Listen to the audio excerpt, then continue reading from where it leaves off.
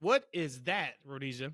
I was just watching this video before we started of Ric Flair in his pizzeria calling my man Nicholas Dickhead. What? What? So I guess he He's felt calling offended. who Nicholas Dickhead? And who was Nicholas Dickhead? Well, he asked him for his last name, and he already jumped the gun before Nicholas could Who's tell he? his last Pronouns, name. pal. So I have zero idea what you're talking about right now. Well, I didn't know he was pressing start right away either. But so Ric Flair is in this pizzeria. From what I'm gathering in the first 55 seconds of it, Okay. he felt disrespected, and now he's telling off, I guess, this guy who works there, probably a manager on shift from what it looks like, and he's going in on him, talking about, I've never been disrespected like this in my life, and do you have social media? He's like, no, sir. He's like, well, you better have it, because tomorrow. And then he's like, what's your name? I said, Nicholas, sir. Or he didn't say sir. He said Nicholas. He's like, Nicholas what? And again, talking to the guy who works there. Nicholas Dickhead, I bet, or something like that. So it looks like he's going after this heart attack that I still don't know. That was actually coming to the TFW pod to find out about this heart attack combo he's had. Stop. He had a heart attack too? Well, no, I think, isn't that what's been happening in his last match? Was that like the 2 years ago match? Or I haven't been paying attention to what's going on. Okay, so the heart attack was in his last match that he had. But you're talking about right now this pizzeria thing. He's not having a heart attack. To summarize the pizzeria thing, why is he upset with Nicholas Dickhead from the pizzeria? Because he didn't recognize him as being Ric Flair or what? Don't know. I'm 55 seconds in the viral video. I have nothing else here to get. You hit start and you say, oh, what you talking about? And I'm like, oh, we're recording. E, have you seen this video? Yeah, I sent it to you guys. I definitely saw it. It was pretty interesting. I know we actually going to hit Ric Flair conversation right now, but yeah, why not? Hey, episode 132 TFW podcast. I'm your host Matt, joined by my usual suspects, Rhodesia and Eshaun. 3 the hard way. If you was listening to our last show, 3 the hard way. You know, Mr. Knight is now part of the TFW podcast. 3 the hard way. That is us. Okay, back to Ric Flair. So, what happened with this whole pizzeria thing? I have not seen a second of it. So I was unsure if it actually was a pizzeria now. I assumed it was some kind of I know he's at a bar. And so what I'm gathering after watching this video, I think the dude, they cut him off. They were like, yo, I think Tony can't drink. You listen to Ric Flair. So, and I had to kind of listen to it a couple of times because it's interesting. But, you know, Ric Flair, you know, he had that stroke or whatever he had a couple of years ago or whatever, right? And, you know, a lot of times stroke victims, they have kind of like a slur a little bit when they speak. But he was slurring a lot. Thinking he may not have been drunk. He may have just been stroked out and he's slurring. So and I thought Nicholas Dickhead is like, all right, Mr. Guy, you've been drinking a little too much. So I'm thinking the slur was from the stroke thing possibly, but it might have been, he might have been feeling good because he was going in. He was going in this video, right? Because I think the gist of it, we don't know what happened with the disrespect. I think they cut him off. And I know from the drinks, and he didn't like that. That's what he felt disrespected by, right? So he wants dude's name, and he's like, dude's name Nick. He's like, my name's Nicholas. Like, Nicholas what? Nicholas Dickhead. And Nick like, hey, bro, you ain't gonna be disrespecting me like that up in here, right? I'm paraphrasing. Professional, but very professional. Hey, like Rick, like, hey, what you want to do about it? You want to step outside? And so my man, so he's trying to calm him down. He didn't say that. So he didn't say that. Yeah, he did. So you want to step outside? He step outside, right? And then he said, did he commit to calling the guy? He like, yeah. I was like, hey, oh girl, I guess the waitress, like, she was cool, and he was like, hey, you know what? I'll tip you $1,000 tip right now if you call. You tell this guy to kiss your ass. And I'm sure, you know, the waitress was like, $1,000 tip right now. Tell him to kiss your ass, right? And so, like, yeah, like me and her was cool. I guess it was another guy, like we were cool. And then here come dipshit. Dude, like, hey, man. No, dickhead. Nicholas, like, at this point, like, bro, why are you disrespecting me? I'm just. What he do is dickhead. I thought I called him a dipshit. No, dickhead. Nicholas Dickhead. Dipshit dickhead. Nicholas. No. This is later. This is later on in the video. This is a new diphead. Yeah, no. I'm continuing the story. So yeah, he called now at this point now he's calling him a dipshit. He's like, man, look, you called me out my name, Rick. It's like then, you know, Rick, I think he mentions like you were, you know. So some more people come over there, and I guess at this point to the right of Rick there's a like a spectator. And he's like, hey man. He's like, hey, I'll take you outside. Like, hey, they like, I don't work here. I don't give a shit. Ooh. Like, you want to go outside? I'll go outside with you. Do we know that person? And Rick is like, what did you say? No, fan one. Fan one. And so Rick like, what? Fan like fan one, like, yeah, it's like, I'll take you outside. Rick is like, what did you just say to me? Like, yeah. What did you just say to me? Right? So this spectator, he's standing up for the crew, because he like, look, I don't work here, fam. I'll go outside, we can have some business. Like, right? So at the end, this is all Ric Flair. I don't know, I'm not sure if he's drunk or not, but he was going crazy. He said, look, I'm trying to put you guys over. I'm going on social media. Like, I'm gonna trash this place. You can't do this to me. He said, you can't do this to me and my family. Wow. If you don't mind. How long is I don't this know how to video? follow that, but let me, it's like About 2.5 minutes. About 2 minutes. Let me just read what I know WrestleZone.com however good has that here. video is, it is not better than what y'all just told me. I'm not even gonna watch the video now, because I feel like if I watch the video, there's no way it can live up to both of your guys' summary. Oh no, you gotta. Video. I can't be a good Rick. You gotta listen to Rick be Rick. But Matt, let me read this to you. I'm not sure if you can hear me. Our internet might be off right now. But from WrestleZone.com, it says, on May 5th, Flair took to Twitter to warn his followers to stay away from Paisano Stone Fire Pizza restaurant in Gainesville, Florida. He claimed that he was disrespected more than he had ever been in his entire life, which allegedly happened after he spent $1,500 and took photos with customers and staff. Whoa. Flair said, and listen to this. Listen to this. Flair said he was asked to leave because of an issue he had with the kitchen manager taking too long in the bathroom. He did say something about the bathroom. Okay, so this whole thing has to do with Ric Flair needing to take a shit. This whole thing, he's like, look, I spent $1,500. I need to go to the bathroom, right? And he couldn't get in. So then Nicholas is like, Mr. Flair, I need you to kind of relax a little bit. And he was like, don't you talk to me like that. I'm fucking Ric Flair. I had a heart attack in my last match. I shouldn't even be here. I'm the nature boy. I'm Teflon, right? And he probably hit the whole thing with the Gators. You know, got to keep the Gators down and limousine. So he did that whole thing. And then Fan A came out of nowhere, Fan 1 came through, which is probably the person who just did not correct. Yeah, and he was like, hold on a second, Flair. Like, I don't even rock with you like that. Like, we can go outside right now. Ric Flair noticed Fan A, was like, oh, I know who you are. You don't even like me like that. And there you go. It's making a lot of sense. It's making a lot of sense, man. So what a way to start the show. At the end of the day, so let's summarize this. Ric Flair was in a pizzeria, spent $1,500, got pissed about something, called I'm guessing Nick is the manager probably, right? He called Nick a dickhead. He told Nick's supervisor, maybe employee, if you call him an asshole right now, I'll give you $1,000. Question is this now. In any world, we taking that $1,000 and then splitting it 500 with Nicholas Dickhead, or are we staying away from calling him an asshole on camera? Because I think I may take the 1,000 and last go. Part. We doing 500.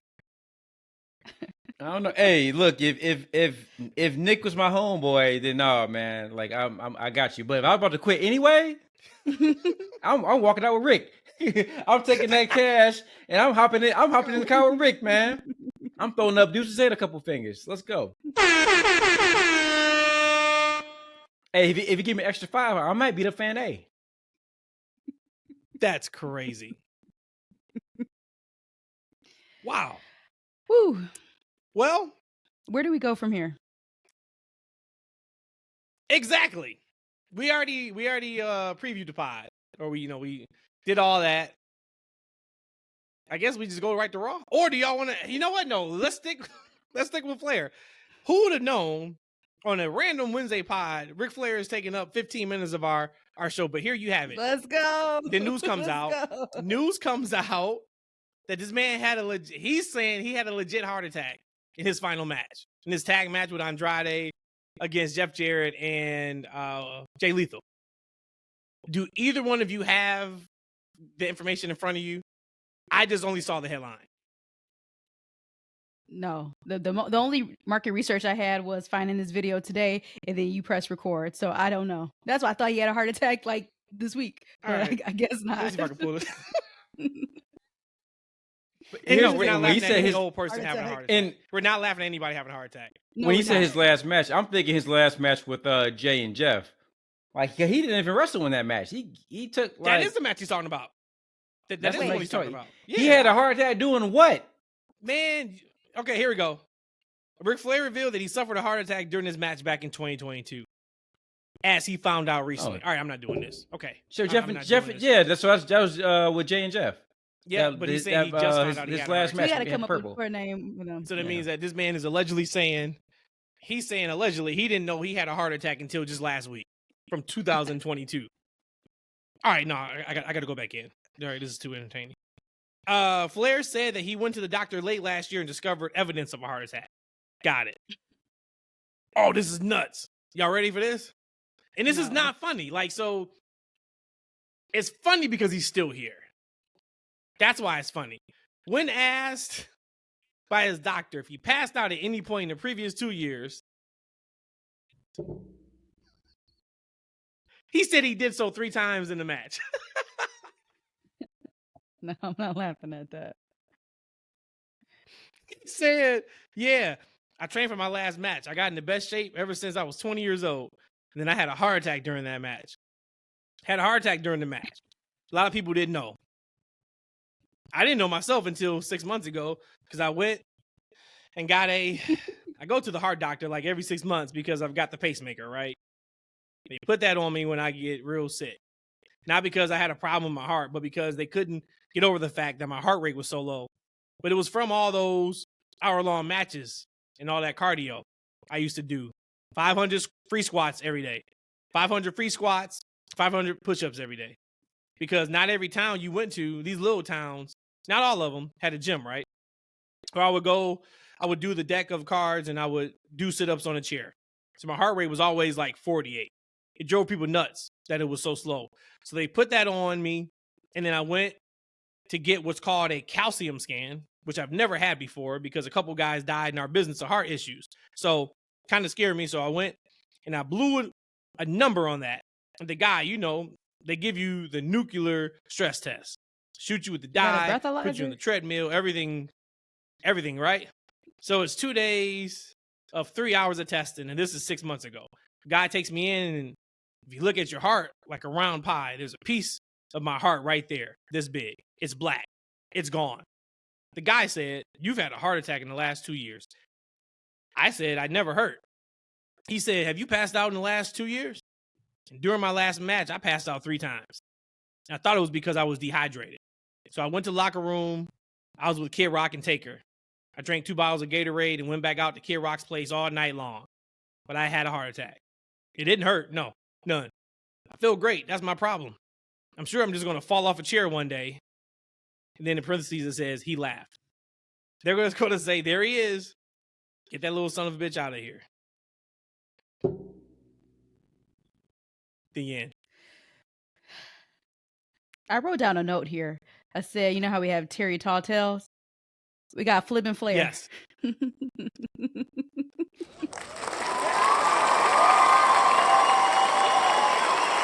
Oh, boy. Incredible stuff. All right, we just went 14 minutes on Ric Flair. What y'all want to talk about? I feel like Cody Rhodes now.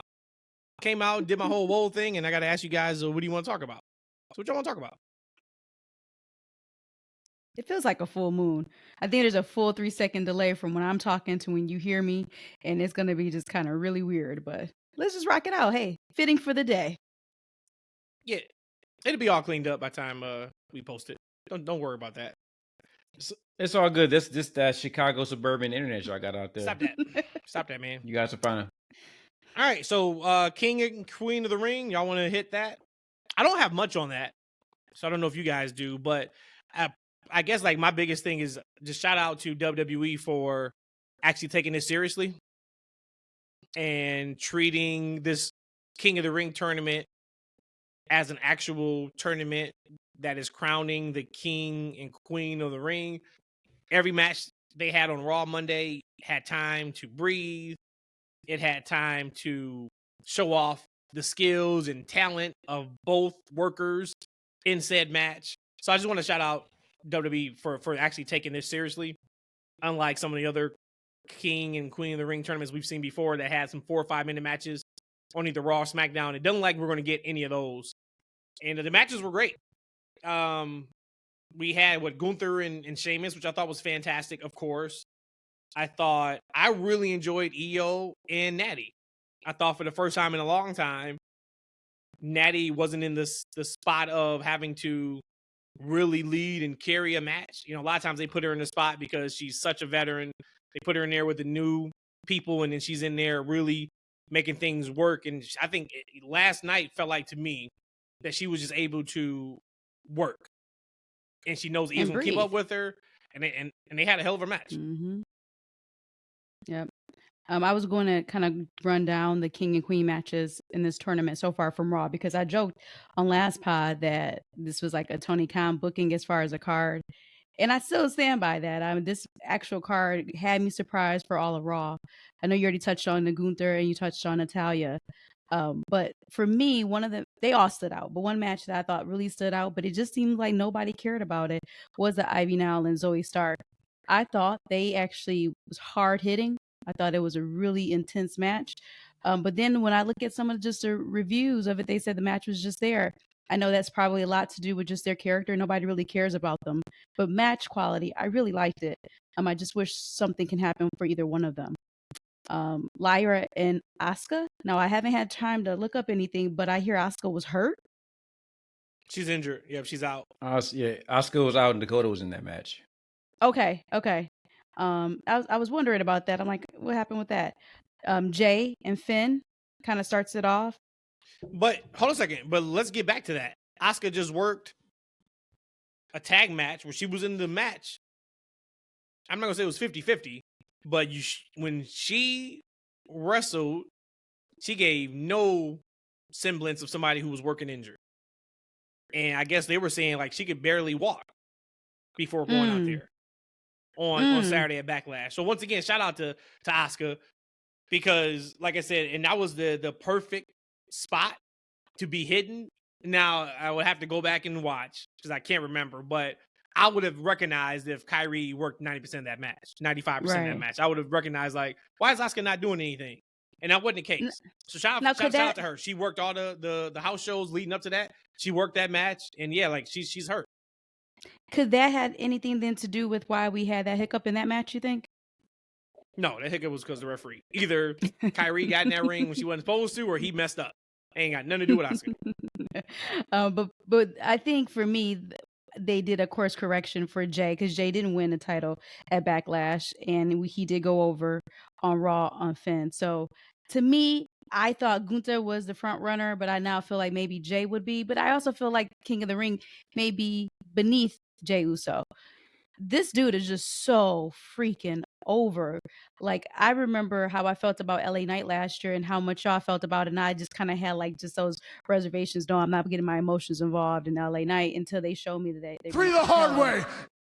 But here, I kind of felt that way with Jay too, because Jay just seems like he's just beneath himself, yeeting all the time. But that shit's so freaking over. So now I'm kind of putting him as a front runner, but again, I still think it's beneath him. But really, the best, greatest showing of the night. Can we give a round of applause to Ricochet and Ilya? Holy hell. When we talk about these people coming up from NXT, coming to the main stage, performing like they freaking belong there. That dude, that dude's so intense. She felt that. She said that. You felt that, Rhodesia. Relax. I think I'm going to go on mute now. I almost called him out his name. But that dude, homeboy, is intense. And I remember when in NXT, when he first won the championship, we were like, okay, I'm just not buying him as an NXT champion. But the moment that bell rings, we would say, oh my God, your eyes. Hold that thought right there, Rhodesia. Hold that thought right there. Eshaun, did he impress you at all? We had talked, and you said, man, I still don't see it in Ilya. He's at the main roster now. This is the second match. He was on there night after WrestleMania. I don't even think we talked about it because it was night after WrestleMania, whatever. This was his spotlight match along with Ricochet. Do you feel any different about Dragunov after seeing that match on Raw? You know, our homeboy Yusuf hit me up on the DM. He's like, how we feel about Ilya? No knee pads? Yusuf knew what's up. No knee pads. No care. Wow. Get some knee pads from that man. He doubled down and on it. I'm good. On this He did, didn't he? On this naysayer. Like, listen, he doubled down. Listen, when I say that I had my reservations about him coming up because I was nervous about if I was going to feel that way about how he was in NXT. Yep. And once that bell sounds, he's off to the races. Yep, I get that. But outside of that, something was just missing there. But last night, knee pads. But still, last night, it's not the knee pads, man. Homeboy showed out. I think the knee pads will probably hold him back some. I told Matt last night that Ilya is exactly where he needs to be. Yeah, you know what's gonna happen? His ass is gonna do a damn moonsault. He gonna hit them, bust them knees up, and his ass gonna be out for a whole damn year. Boy, do yourself a favor. Put some damn knee pads on. Jeez Louise. And you know why he looks so good? It's because Ricochet was in that match. Ricochet is a damn good wrestler. He sure is. So yeah, Ilya's a good wrestler. So you had and Ricochet is wrestling on a WE like high stage right now, right? Like he's learned and tailored his style and kind of morphed it into like a higher level, right? So now he's being matched against, Melo's good. Trick is a lot better. But now you're wrestling somebody that might be skill-wise maybe on par, maybe if not better, right? I think Ricochet is one of the best wrestlers in the world. He just doesn't have the personality and character yet to kind of showcase that. But that's what happens when you put people in the ring that's at a higher level or at par with them. Speaking of, did you see that promo that he shot for socials after Raw? I saw part of it. You're talking about Ricochet, right? Yeah. And the passion he had of letting people down. He basically just said, same old shit. Lost again, something's got to change. Yeah. And I was like, let's go, baby. A lot of people took it as like a heel turn. I don't need Ricochet heel, but all right, now it's time for your progression of what's next for you. And that's what's next is the heel turn. What's next is the heel turn. It could be heel or it could be just a different personality. Because I don't want either way, I'm here for it because it's Ricochet. Mm-hmm. And I think whatever they do, because now this is where the Triple H regime has built up a ton of stock with me. Because I know Ricochet was brought in by Triple H in NXT. He was North American champion. He was a focal point on NXT. I know Triple H has Ricochet's best interest in mind. Mm-hmm. This was not under the Triple H regime. I'll be like, oh shit. What are we gonna do? Are we gonna now make him like just a mouthpiece for somebody and blah blah blah? But I know, okay, he's gonna be set up to maximize his strengths and hide any weaknesses that he may have, or maybe they even focus in on his weaknesses so it becomes a strength. So I'm here for it. I'm really excited. But I thought that match was fantastic. And I'll tell you the other thing I was really surprised about too. It just shows where WWE's at right now. Typically, Hartford is not a good crowd. They're not loud. They're really sterile. We just talked about on Sunday's pod how the crowds have flipped. Where now like the AEW crowd is not as excited or hyped as the WWE crowd is. And that's the way Stanford was. Stanford is typically like the first shot coming back from the United States. And it was a lot of times they just weren't there. And when Ilya's music hit and that crowd popped, I was like, okay, well, this crowd knows about NXT for sure. And then they hit that "This is awesome" chant when nothing was going on in that match. I was like, okay, this crowd is with it. So I think that goes a long way for people who may not watch NXT and maybe they just took night after WrestleMania as, hey, it's just a night after WrestleMania, so we get to see Roxanne, we get to see Ilya, whoever else maybe. But I think that did a lot for Ilya. So kudos to both of those guys, including Ricochet. Mm-hmm. But Rhodesia, you talked about Jay. Jay's not winning this King of the Ring tournament. and he's not winning it because he wasn't even supposed to be in it. Supposed to be Drew McIntyre's spot. So do you think You know he's what I'm not saying? winning it So- purely because of that, or do you think he's not winning it because it's kind of beneath him? With all due respect. I don't think it's beneath him. I just think that's not the story they're telling. You know, once again, does one of the Bloodline members cost him one of the matches? Right? That could be a thing, even though they're on SmackDown. Maybe that happens. But I just don't see it. And that's not enough for me. Because to your point, when they announced him as replacing Drew, crowd erupted. Mm-hmm. Entrance goes off like normal. Crowd is there for the match. Like we don't have to revisit it already that quick. We talked about it on Sunday. We gave our spots, but they gotta just do Jey Uso right. He is in a really, really good spot. Do him right. Eshaun, where do you think, or I guess if we're saying early front runners, who would you say is the early king on Raw? You know, when I looked at that tournament, I kind of felt like it was either Gunther or Drew would win. Mm-hmm.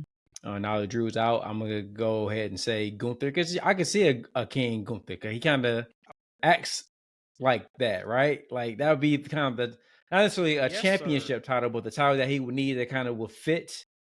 Like right, like the hands behind the back. He acts kind of a regal, has that kind of snooty thing going for him. So that it would kind of make sense for him to do that. And I'm with Matt when they added Jay to it. I'm like, man, like Jay would be a front runner on paper, but I kind of feel like Triple H has a story that he's telling. Like we're seeing that story kind of continue to play out with Liv, who I thought was very interesting tonight.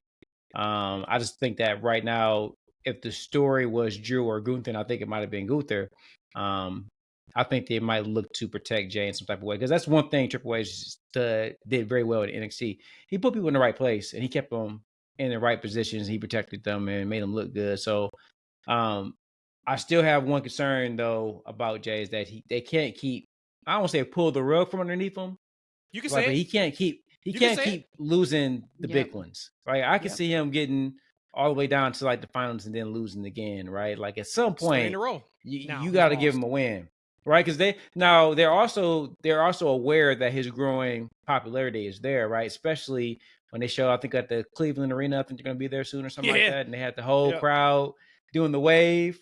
Like right, just like they're out in France. So the company knows, Triple H knows what stock they have in Jay. It's just about them. I think at this point, I think it might be like they're trying to recalibrate some things. Like, all right, where can we slot him in a major way, right? Because you got whatever they're doing with Damian Priest, and I still, to me, I think that might need to be the things that they change gear on. But then you got whatever's happened with Drew whenever he comes back, Punk whenever he comes back, Seth whenever he comes back. They have all these high tier wrestlers on Raw all bidding for that championship. Where does that leave Jay if he wasn't firmly in plans before that? So it'd be interesting to see what happens next with him. Speaking of, I can't let this go any longer. I've been sitting on it till Ric Flair did some crazy stuff. Let's talk about CM Punk.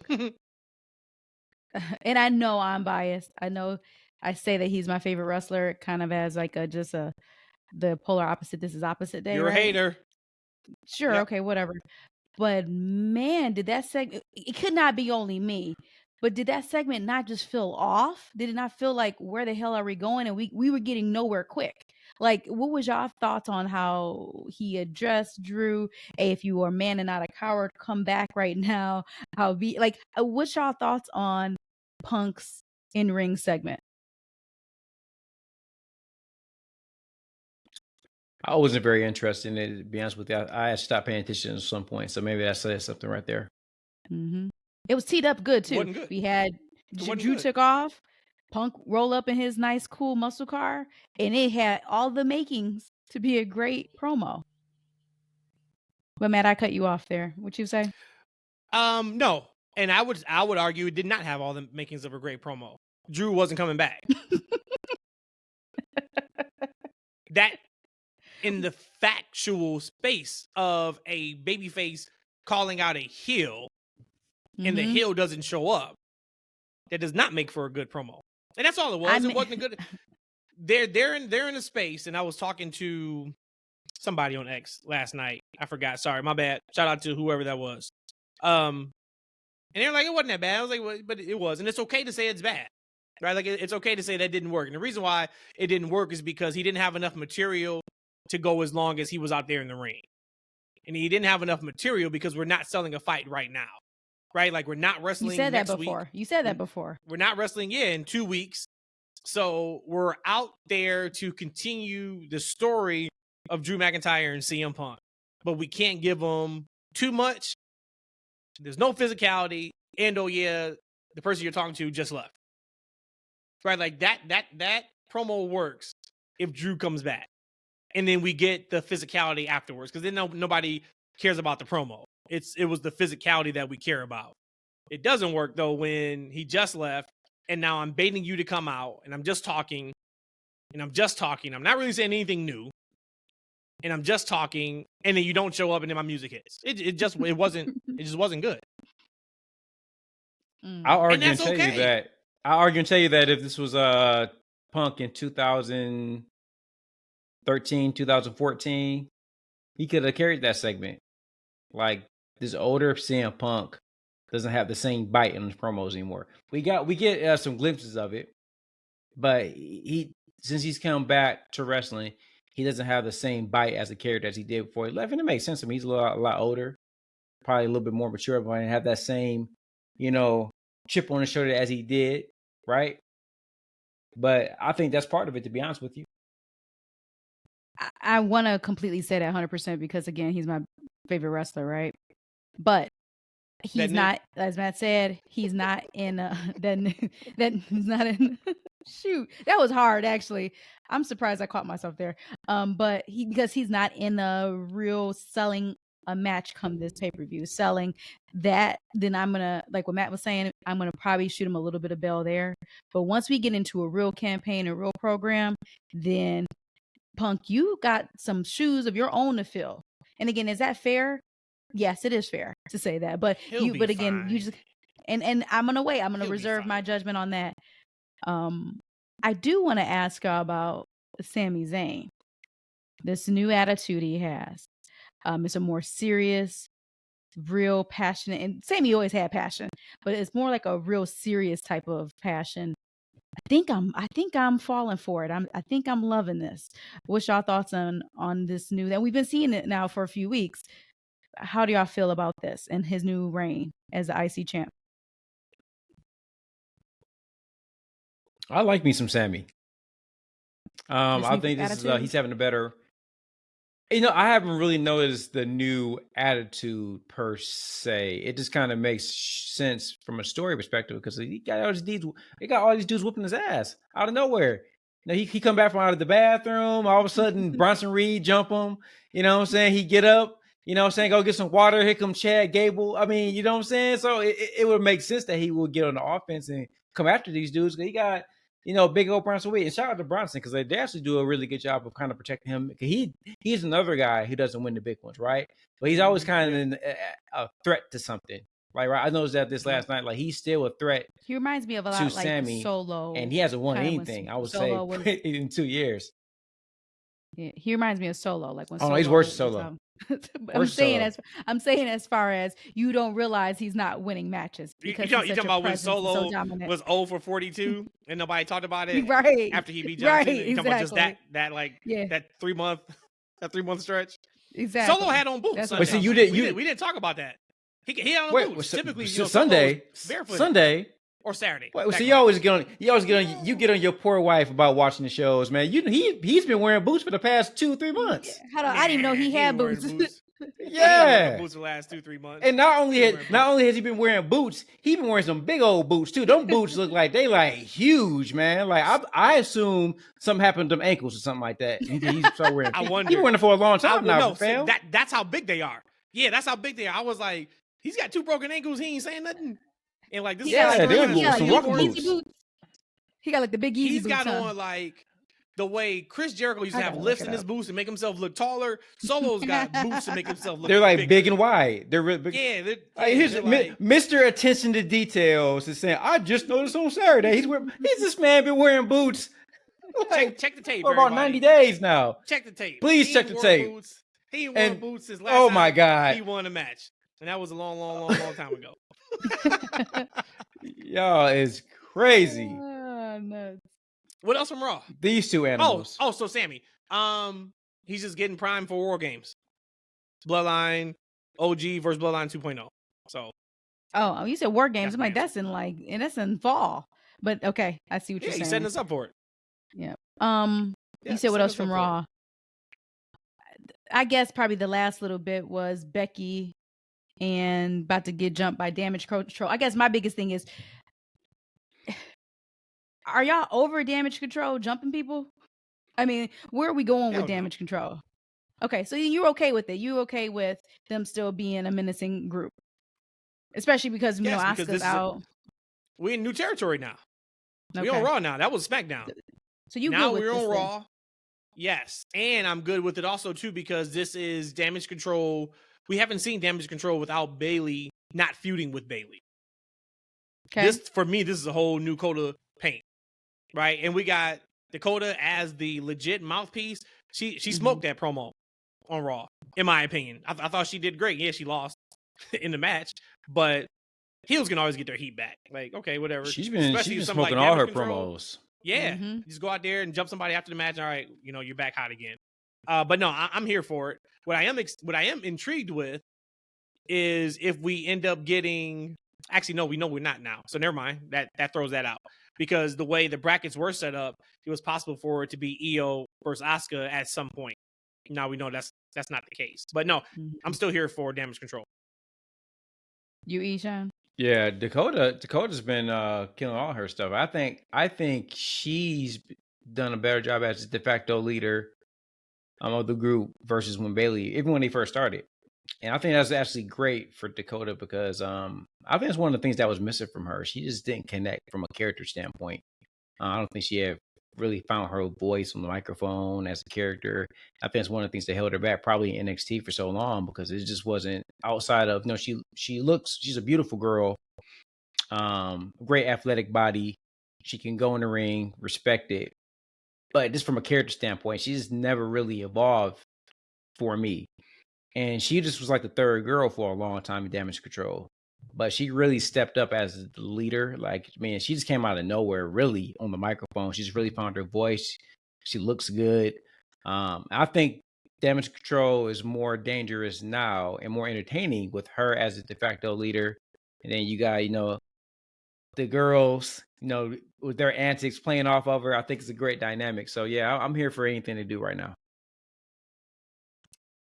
With Dakota, I always liked her too, but I think NXT, it felt like she had 2 ACL injuries like back to back, or probably could have bled into her run in the main card. But I just felt like some of those injuries definitely can affect, 1, engagement, and then 2, maybe even confidence. So if it was something where she was maybe just missing a little something, maybe she just didn't have confidence. And that's just me just speculating on that. But I've always felt like I really liked Dakota. I didn't like her when she was a face in NXT, but that was years ago.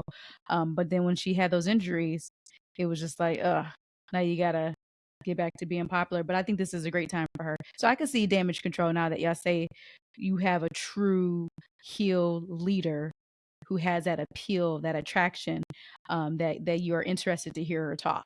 So that's all I have on Raw. Now, what's going to be interesting to see is when she got that promo, she brought up Becky, which she should because Becky's the champ. But they announced on Raw that we're getting Liv versus Becky at King and Queen of the Ring in Saudi, without seeing anything in the next 3 weeks that they have planned in terms of story. We do know Liv shot some promo shots, pictures, and she had a purple bandana so slightly sticking out of her front pocket in those promo pictures from Raw Monday night. Are we going with Liv? This is the end of the Liv Morgan Revenge Tour in Saudi in a few weeks, or is this not? And then Becky goes on to stay champ.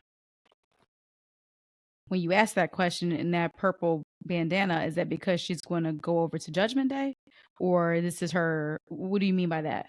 Or what's your thoughts on that? Either she's going to Judgment Day, or Dom is going to be with her. One of the two. I didn't see these pictures, but we know that H does a great job at planting. Dom ain't turning that down. Dom ain't turning that down. He's a man. I would He ain't turning that down. I would say the Liv Revenge tour is taking a new route. I think it's still there, but I think it's going to be a new route. And if you said she had a purple bandana hanging, she's repping her colors, rep your set, I guess that's what she's going to be. Well, I think she cut one of her most effective promos I've ever heard her cut, to be honest with you. I think she had her big girl voice on. Her delivery was great, because sometimes she does like this thing where I don't know. I just don't always believe her delivery, but I think she had a great delivery, the great cadence to her promo last week. And on Monday, I should say. And she said that this is her revenge tour, and she's taking everything that Rhea loves. Championship. What else does she love, right? Dominic, maybe her spot. She's coming for everything. So it would kind of make sense from a storyline perspective. It'd be interesting to see. Because Dom and Rhea have a lot of chemistry together. I know that Rhea is destined for a huge babyface turn, but I think a lot of like her appeal came from her, leading these men, right? But if she does somehow mingle with Judgment Day, we already know. We haven't talked about it. We're about to move on pretty soon, but there's some shakeups happening in Judgment Day sooner than later, right? We saw Damian Priest apologizing to Finn for messing up his beard dye, right? Yep. And he did apologize to him, and they pulled that out of the videos. I don't know if y'all noticed that or not. I don't know if that was just a call that Damian may have just gotten like wrapped up in the emotion of it when they showed. What do you mean? The promo package, they didn't show when he grabbed. No, they showed the grab. They showed the grab. Did they? No, they showed that. Okay, yeah. I was like, oh, I wonder. Okay, I was like, did he kind of just did he feel a little? Well, they didn't stick it. They didn't show the full video of them sticking it, of that end. They should have just stuck it. No, he didn't. They saw him grab it. Yeah, they showed him push him. Then he grabbed the face, and then it was like a speed through. But definitely something popping off with that, right? It's just when they just think about that Judgment Day thing, like whatever they're doing with it. Number one, I'm like, damn, what are they doing with Finn? Because Finn's too good to lose so much, right? He's always losing himself right now, right? You got Priest is doing something. It seems like that's destined to break up. And I feel like whatever happens with Damian when he comes out of that, he still ain't going to be where Jay at. Like, right? He still ain't going to be where Jay at. I was just wondering what kind of stories are they missing out on, not pulling the trigger on Jay right now and just letting that Judgment Day thing continue to play out. But we gonna see. I'm not necessarily on board just yet for Dominic and Liv, a potential combo just yet. Because I feel like we're going from Dom to Rhea. We know how good that was, right? So you gotta live up to that, right? No pun intended. Because if not, because look, they got chemistry, almost an instant chemistry on camera. Are they gonna have anything resembling that? That's going to be interesting to last for some time through the feud. It might be, maybe this is it's a hit and quit, they had their fun and it's not a long-term thing, and Liv to say, yo, I hit your man, took your title. What's up? It might be something like that. I didn't want to geek out over it, so I'll just say it quick, but you are absolutely right about Liv's promo on Raw. She looked Becky right in her eyes and said what she said to her. And when I was watching that promo, I was like, she believes what she is saying right now. Yeah. And I think that's what we're feeling. But I was super impressed, almost to where I was like, yo, I can feel it. And it was just the look she had, looking her right square in her eyes. So best she's ever done. Yep. Best she's ever done. I thought it was good. Thought it was really, really, really good. If she keeps giving me this kind of character work, I can finally get behind her. You couldn't get behind her before? No, because it's the same thing we talk about with Ricochet. I think Ricochet, from a wrestler, he's incredible. But this when he get on that damn microphone, he starts talking for himself. And I feel like for me, especially within WWE, like a lot of it's characters. Like, right, if you can't get your character across, and it can't just be in the ring. Like, one of the reasons why Sami, Jay, and all these other guys are so phenomenal is because they can get themselves over by getting on that microphone, even if it's sound bites or clips. Like, right, like Ricochet, just when he talks, I just don't believe in him just yet. I hadn't heard that promo, but I need to see something on the live mic. I need to see more character work from him. And with Liv, when she opened her mouth, it's the same thing. Her promotions is always flat. It seemed like she was playing the character instead of being the character. And last night, it's like she finally was living that character, and we saw it deliver big time on Monday Night Raw. I get that. Her promos before felt like it was just leading up to hit her "watch me" line at the end instead of having substance. Kind of like Roman's with the believe that. Like his promos back in the day was whatever, and you can believe that. And it's like, all right, you know who's getting, okay, you know so who's getting there too now. Who? Yeah, our fourth host.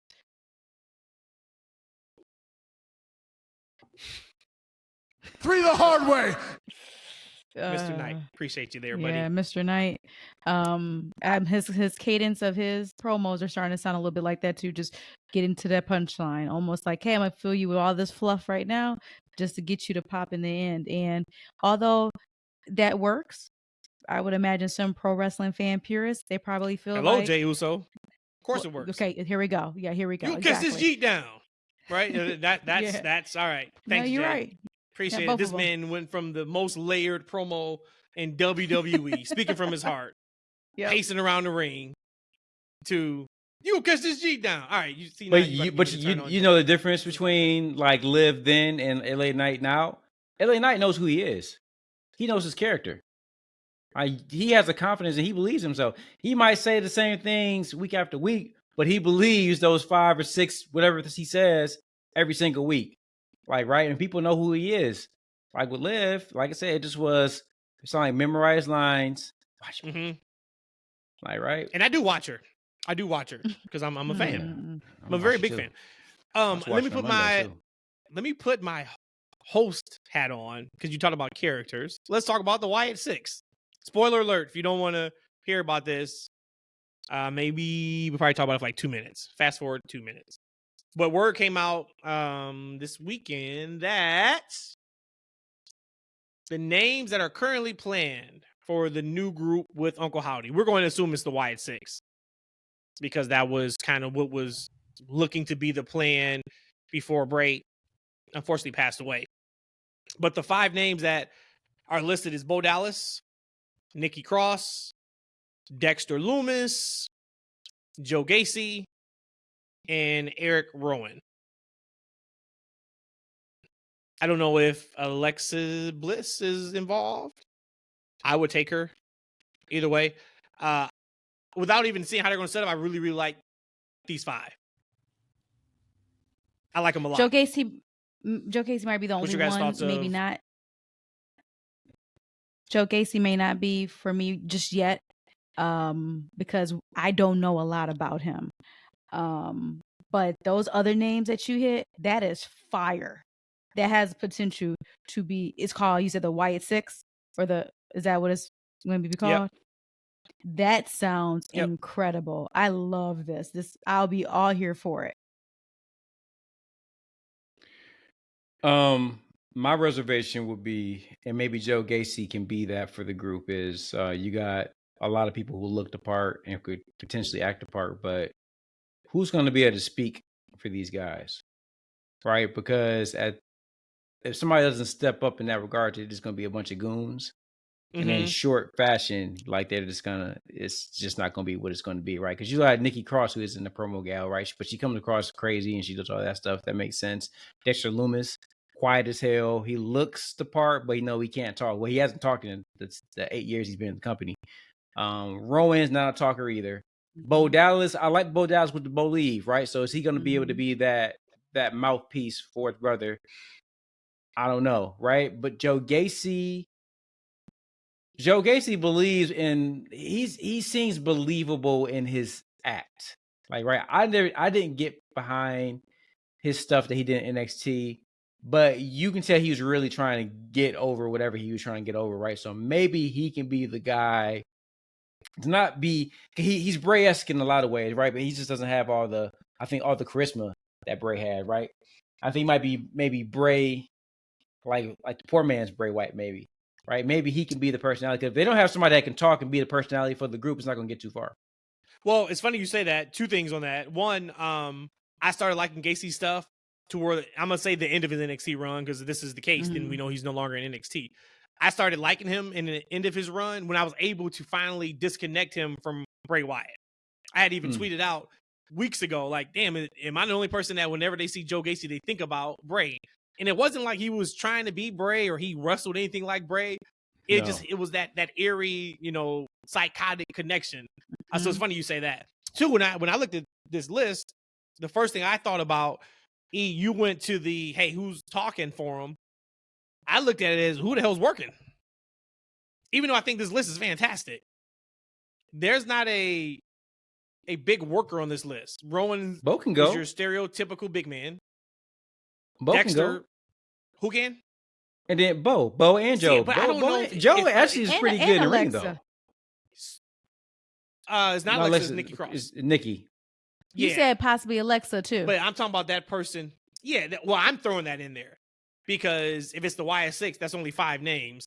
And we know how close Alexa Bliss was to Bray Wyatt and the Fiend and all that. But what I'd be surprised is Uncle Howdy going to work? Yeah. Or is he just going to be the figurehead, the face of this group? So that's what's going to be interesting to see. He's gonna have to, right? Because he sadly they got some big shoes to fill, right? So they're gonna have to have a all hands on deck type approach. And again, the Bo leave stuff, Bo could talk on the microphone. He was believable in that character. Look at you, right? Hold on a second. He's believable. We back to using the media board. Nope, wrong one. There you go. And as you said, and that's the one thing I would say about Gacy. Gacy can go in the ring for a dude that's built the way he's kind of built, right? Okay, he's built kind of like KO, but he wears draws in the ring, right? Oh God. Like, right. So I would say those two would probably be the workers.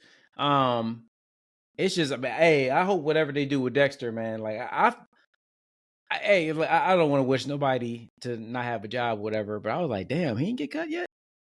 I'm like, huh. Well, when we talk about the Wyatt family, when you think about the Wyatt family, all you really had was Bray as a speaker. So if Uncle Howdy is this mouthpiece or not, you could get a Joe. If Alexa is coming back, I can see either one of those 3 being the mouthpiece. No one else needs to talk because Eric didn't talk before. So and then God rest his soul. Yeah, Big Red didn't talk. No one else in the Wyatt family talked. And Luke Harper. Yeah. Luke Harper. Sadly, they never gave Luke Harper a chance to talk. Right? We saw what he was able to do when he was able to talk. Opportunity. Boy, when he was with Dark Order. Yep. Ooh, he sure was. Talked his ass off. Yeah. I know. He said he didn't care. He said his part on Sunday. I do want to bring up the Drew Gulak thing just really, really quick just in case anybody doesn't know. Drew Gulak's contract was not renewed first, and he said it again. First it was he got released, then it was we just aren't going to re-sign him. But some nasty allegations about him. First, the allegation from Ronda Rousey, which we got something on her right after this.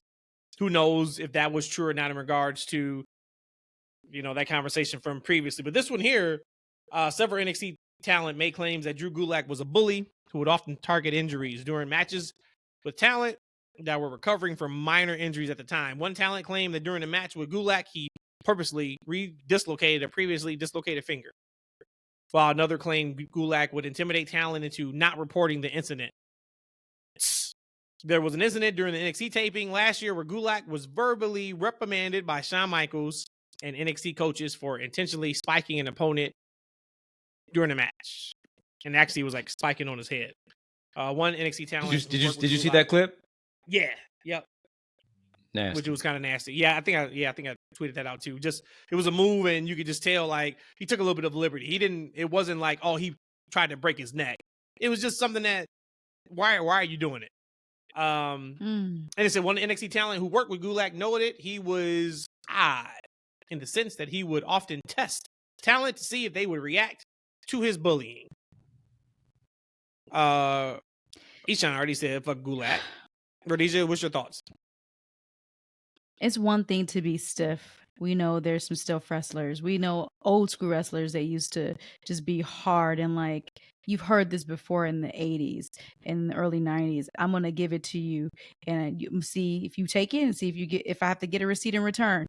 We've heard that. But when you're saying now he's purposely attacking like legit injuries, like you're not safe anymore. That's the one thing.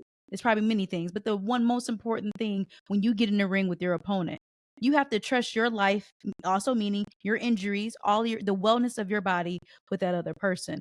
And if you're telling me you're getting in the ring with me, you know that I have a tight sprained calf, and you're coming and you're overextending it on purpose, and it's not needed, dog. If that's real, good riddance.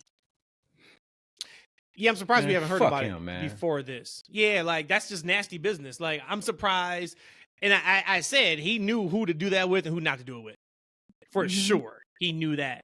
But that to me is where you talk about like just the little man complex, right? Like the syndrome. Like, oh, I'm not who I want to be or who I think I should be, so let me go pick on people. I don't know why it lasted as long as it did, but. Man, look, if I was able to train in wrestling, look, I trained in a little karate back in the day. It's a couple years of it, man. I would have beat his ass. I would have came to the locker room every day, right? Until his ass was beaten. He might have got me that first day, maybe the second day, but it would have been a recurring thing. It would have been on site every time I saw him. Yeah, It'd been every time I saw him. Sean would have to sit me down like, "Hey, E, what's up with you and Drew?" I don't look. I don't like him. Right. And you think about something like with now, and I say, fuck him, it's because whatever Ronda was accusing him of, now he a little lying bitch too, right? Because like, no, man, you intentionally injuring these recruits who are being taught to trust you. Like, right? So you mean to tell me you made a mistake and pull her thing by accident? You clown. I hope I never see this dude on my TV ever again, man. Well, and you had the distinct honor and responsibility of being the training guy on WWE 2K. Oh my God. He's still on there. I looked at him the other and day. Here you are. What do you mean? Hurting people intentionally on TV. This thing is a work. So yeah, good riddance to Drew Gulak. If that's true, I'm sure it is true. But I just want to bring that. I wanted to bring it up just in case anybody had not seen it. I want to talk about Jimmy Smith. Y'all remember Jimmy Smith? He used to be the announcer on play-by-play guy for Raw. Didn't work out. We were happy that he left. I haven't read this yet, but it was on Ronda Rousey. I thought it would be good. This may not be good. When I saw it, I was like, cool, I'm going to talk about it, and now we get a chance to go over it. He says, quote, "I've never been a religious person," right? Oh, this is going to be good. One of the things I've always said about God, he gets all the credit, none of the blame. Whoa, hold on a second now. That's what Ronda Rousey wants. All the credit, none of the blame. I want credit for all my wins, my losses. I had CTE and all this and all that. I'm the greatest to ever do it, but when it didn't work, it was so-and-so and so-and-so and never me. Oh, he's giving it up. She never gives credit to the people who actually beat her. The idea that I left MMA and went to the WWE because I had concussion problems made no sense. If you haven't noticed, I don't talk about things out of school. I don't talk about things out of school, do I? Behind the scenes in WWE, behind the scenes in UFC, I don't do that. Kind of a personal rule. Let me let you in on something, Rhonda, if you are listening. The people behind the scenes, camera people, audio people, the people you can push around, and the people you can bully, the people you can talk down to, can't stand your fucking ass. Everybody behind the scenes that had to put a mic on Ronda Rousey couldn't stand her. I asked why, and they said that she was a bitch to us from the moment that she sat down to the moment she got up. Like, it's our fault. She has to do this interview to hype this fight or whatever. She's miserable, and she's mean to us, and we can't stand her. They were cheering when she got knocked out. That's what I was told. Oh, this is also during her MMA time, from what it sounds like. I guess. Saying, right? I don't know. Hmm. So I guess she wasn't popular either. Okay, so for that, for MMA and fighters, and there's a gimmick. What's Matthew's favorite guy, the Irish guy? What's his name? I can't stand the guy. Matt loves him, but I would imagine Conor gimmick McGregor? or not, yeah, Conor McGregor. He may be that way to those same people who would mic him up, ready for an interview, to sell the fight. He could just be a persona. I mean, she was a prima donna. She was the greatest. She put women, I say wrestling, but women fighting UFC on the map. For the majority, for the mass population of people. Maybe she's had a big, well, clearly she had a big ass head, but she just had a big head and she was living in her prima donna aura. I can't really, I guess, I'm not going to hold her to that more so than maybe WWE and kind of what they did in the locker room, because a lot of that is already predetermined. So you already have people writing for you, so you can be nice. Whereas a fight is a fight, and I have to kill you out there. Not literally, but I have to kill you. So I have to come in, and when I'm in my camp, my 6-week, 8-week camp, however long you have, I have to be this vicious, tenacious person. So I'm not going to hold her too much to that part of what Jimmy Smith is saying. But again, if where there's smoke, there's fire. If you're itch in one part of your life, you're probably like that just around everybody. Yeah. I don't know the woman. All of her interviews are very aggressive. I'll say that. Like, right, they are pretty aggressive. I remember her first stint with the WWE. She had that promo she did, I think, on YouTube or whatever. And it rubbed a lot of women backstage. She was saying, wrestling's fake, and she called herself, I guess, showing personality on YouTube, and kind of trying to put some sizzle on the fire or whatever. But it kind of rubbed people the wrong way, right? And so then she had said something like, a lot of women walked up to her and she had to explain herself why she was doing it. And she felt like, I think in some ways she was saying, why I got to explain myself to everybody in the locker room? Like, right. I just think she's probably a very aggressive woman. I would say, to say the least. Right. So, I don't want to see her back in the ring. Yeah, I think she's rubbed enough people the wrong way, and there's never say never. Hell, CM Punk's back in WWE. He tried to sue the company, or they sued him. Man, just her last run, man, just wasn't that good. It's just, I just not. That last run just wasn't good to me. Not in the microphone, not in the ring. Nothing really connected for me. I don't think there's anybody who's be clamoring. When I'm talking about anybody, I'm talking about like fans. I don't think there's anybody who's clamoring for a return of Ronda Rousey anytime soon. Like that run kind of, whoever's fault it was, it kind of stained it to where I think the majority of WWE fans was like, okay, we got our fill on Ronda Rousey. We saw enough. Thanks. Yeah. Yep. I just don't know how you. If she popped up in AEW, you think that you can't get over her as a heel. You think if she popped up in AEW, you think it would mean anything or do anything? You can't put this personality in AEW. Now, I'm sure Tony Khan will want it if it made businesses for him. If he thought that, hey, he could put on some great matches with her, listening to Jimmy Smith talk, listening to some other people talk, she needs to stay far away from AEW. They're starting to try to build some momentum. Last thing you need is for her to come out and shit on the company because I got to the, you know how that could go. I got to the arena and we didn't know what the plans were going to be. And then took like, no. Just, no, we're good. We're good. I agree. That's why I asked you the question, because I feel like if I'm AEW, if I'm Tony Khan, I wouldn't. Like, right? Like, you're going to pay her a lot of money. And I don't think you'll get your investment back. Nope. In any big way. Nope. But you know what you could do, right? Now I'm thinking about the locker room stuff, but that makes a lot of sense. You know what you could do? And this is legit if this was, say if like AEW was, or either one, AEW, WWE, this was like best case scenario of potential fantasy booking. Imagine the heat her and Bill Goldberg would get together. That would be something. Oh my God. I mean, That would be Tony would something. be definitely doing the deal with the devil. And like, let's not do that. We've already been down the devil line story before. Let's not try to do that again. Speaking of, Adam Cole. He's back walking. Oh, and then did we talk about MJF real quick? I know Rhodesia said that she's got one last thing on Ronda. And she said, she put in the chat another one. I'm about to tell a joke and y'all gonna laugh hilariously. Yeah. What joke is that? And Matt, you know, sold me at all. But I'm gonna blame it on the 3-second delay. I already did the joke. And I'm gonna blame it on the 3-second delay.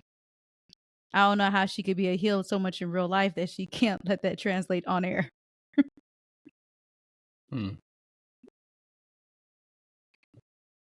Okay. I mean, that wasn't so much as funny. It was true. Real. I was saying like that's more like a legit question. Yeah, that's like real analysis right there. But you should be like, ha ha, you ain't said nothing but the truth. That's what y'all should be doing. No. Okay. All right, Nick. MJF needs surgery. So it looks like he needs soldier surgery and he's going to be out. Maybe, I'm thinking a year. The word was that he was going to try to rehab it. And the reason why was because the surgery would have took him out for about a year. Word came out last week that rehab didn't work. Either he's going to have surgery or he already had surgery. So now it just sucks that like the biggest storyline in AEW now you might as well throw that storyline away. It doesn't. Yeah. By the time he comes back, they're going to do something else. You know, so that sucks. But luckily they got enough stars where it's not a hard death blow or a hard hit blow, but he's missed. He's missed on AEW TV. But I don't think we talked about that. I just wanted to bring that up. Yeah, they got to throw that away. Yep. Well, I mean, I feel like they're already throwing away the United Kingdom already, man. Because Undisputed Kingdom. Whatever. Remember? They're playing it off of Undisputed Era and et cetera, and all that kind of stuff. I ain't got none on AEW. There's like an embassy. There's like an embassy kingdom, right? There's some other kingdom on Embassy Kingdom. AEW. No, there's not an embassy kingdom. What is they it? Are embassy. Oh man. United Kingdom. Prince Nana was the manager of them. Ooh, that was just the embassy. What is it? That's the embassy, but then there's another one called. There's another one called the Kingdom. Okay. They had on White. You think about Will Ospreay. You think about what? Yes. No. I ain't thinking about the Righteous. That was the Righteous. No. Oh, that was the United Empire. The Righteous is what I was thinking of. Yeah, that was United Empire. But you talking about the Righteous. So I was thinking of the Righteous. We have the biggest faction in the history of the business, and we end on this: the United. Undisputed Kingdom of the Embassy of the Righteous. What's the last one I'm missing? What's the last one? No, of the Righteous Embassy. You should say of the Righteous Embassy. The Righteous Embassy. There we go, Tony. Yeah, that's free. Just put them on ROH. Nobody will be able United to know the difference. Undisputed Kingdom of the Righteous Embassy. Ha! Send us our royalties. No pun intended. Yeah. We did that. And they main event everything, E. And guess who's getting all the belts? Roddy Strong.